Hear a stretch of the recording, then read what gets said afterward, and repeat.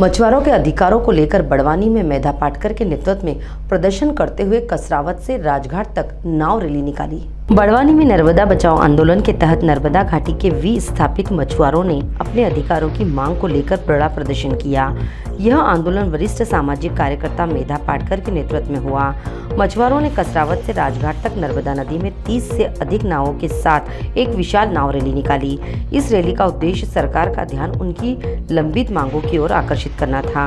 नाव rally के बाद मछुआरा संगठनों द्वारा बड़वानी कलेक्टर को एक विस्तृत ज्ञापन सौंपा जाएगा।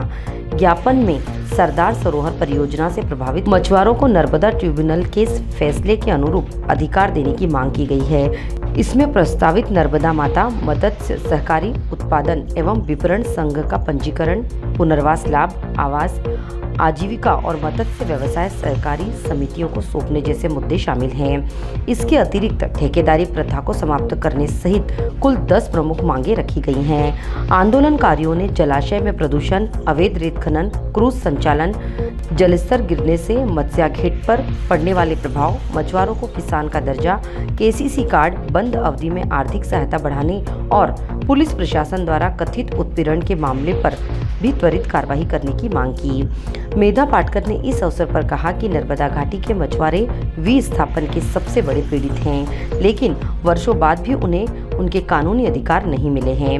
उन्होंने चेतावनी दी कि यदि मांगों पर शीघ्र निर्णय नहीं हुआ तो आंदोलन को और तेज किया जाएगा।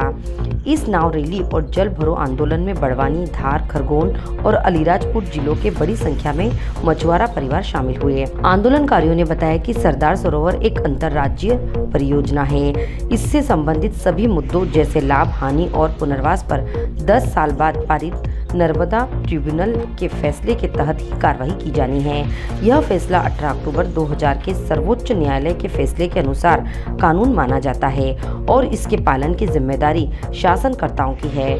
ट्रिब्यूनल के फैसले धारा XI उपधारा V8 के अनुसार सरदार सरोवर जलाशय के मत्स्य पालन व्यवसाय का अधिकार राज्य शासन का है। इसी के तहत आयोजन करने संबंधित केंद्रीय कृषि मंत्रालय के मत्स्य विभाग के एक अधिकारी ने कुछ साल पहले महाराष्ट्र, मध्य प्रदेश और गुजरात के मुख्य सचिवों को पत्र लिख चुके हैं। लड़कर सहकारी समितियां बनवा दी और सहकारी समितियों के द्वारा मत्स्य व्यवसाय होगा।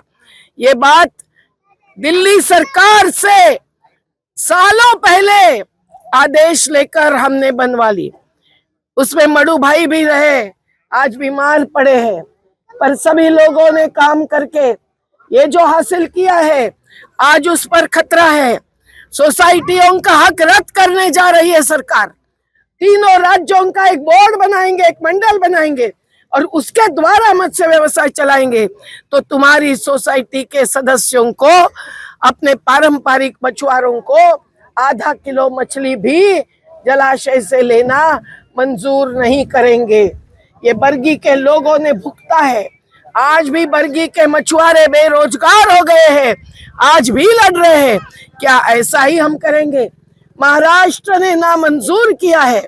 महाराष्ट्र सरकार ने जवाब दिया है कि नहीं, हमारी सहकारी समितियां हैं, उसी से मत्स्य व्यवसाय चलेगा, ये बोर्ड हमें मंजूर नहीं है। लेकिन मध्य प्रदेश सरकार अंदर की बातचीत से पता चलता है कि नामंजूर नहीं कर रही है, एक प्रकार से मंजूर कर रही है। तो तुम्हारी सोसाइटियों का सभी अधिकार खत्म होगा। जबकि 5 जून 2017 में मछुआरों को अधिकार दिया है, केवटों को अधिकार दिया है, घाट पर कुम्हारों को अधिकार दिया है, आज भी उस आदेश का पूरा पालन नहीं हुआ है। तो आज समझिए कि हमको नाव चाहिए, जाल चाहिए, बीज चाहिए, खाद चाहिए, ये तुम मांग कर रहे हो। महाराष्ट्र में सब कुछ मिल गया है, बड़ी बड़ी गाड़ियां दी है, भूमि दी है मत्स्य उद्योग चलाने को। और ऐसा कैसे हो सकता है कि एक ही बांध के जलाशय में महाराष्ट्र अलग करेगा और मध्य प्रदेश अलग करेगा? आज केवटों पर भी खतरा मंडरा रहा है। सेमलदा से छोटा बड़दा जो पुल बन रहा है। बड़वानी से आदित्य शर्मा की रिपोर्ट।